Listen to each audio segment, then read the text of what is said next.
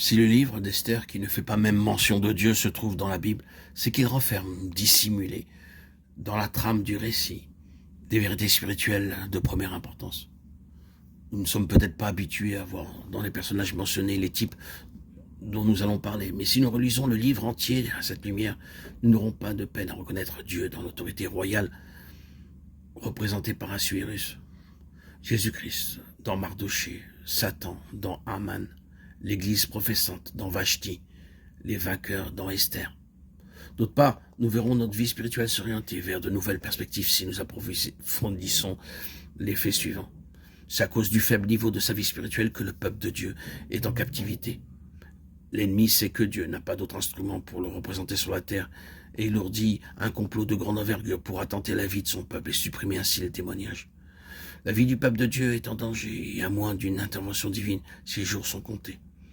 Il y a quelqu'un qui est infiniment préoccupé de cette tragique situation, c'est celui qui n'a jamais voulu fléchir les genoux devant l'ennemi, et c'est Mardochée.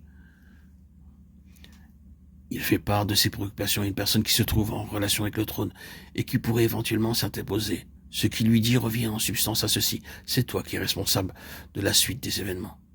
Qui est donc cette jeune femme, cette Esther, une toute humble d'entre les enfants de Dieu, appelée au trône par pure grâce pour remplacer celle qui a voulu vivre pour elle-même au lieu de vivre pour la satisfaction de son Seigneur.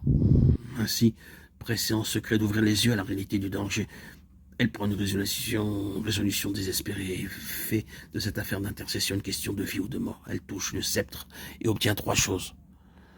La vie du peuple de Dieu, la destruction des œuvres de l'ennemi et finalement de l'ennemi lui-même. Pour celui qu'elle aime, tous les honneurs et toute la gloire dont il est digne. Est-ce donc Dieu qui élève Satan, comme Assuérus éleva Haman? Si l'ennemi a une telle puissance, ce n'est pas que Dieu n'y puisse rien. Satan tient son pouvoir de par la permission expresse de Dieu. Et Dieu agit ainsi simplement pour démontrer à quel point son témoignage est indestructible et combien aussi la puissance de la prière dépasse infiniment la puissance limitée accordée à Satan pour un temps.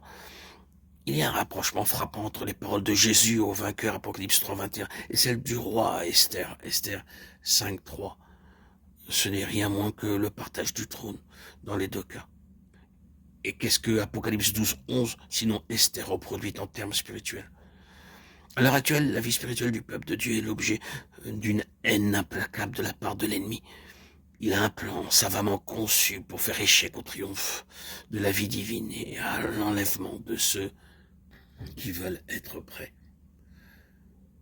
Ce qu'il faut à notre Seigneur pour assurer au plan de Dieu un succès décisif, c'est un instrument d'intercession.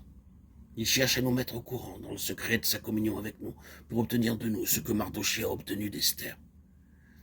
Il cherche à mettre sur votre cœur une responsabilité qui est pour vous plus de valeur que votre vie même. C'est peut-être pour cela que vous entendez ce message. Sommes-nous donc prêts à risquer notre vie pour la vie du peuple de Dieu?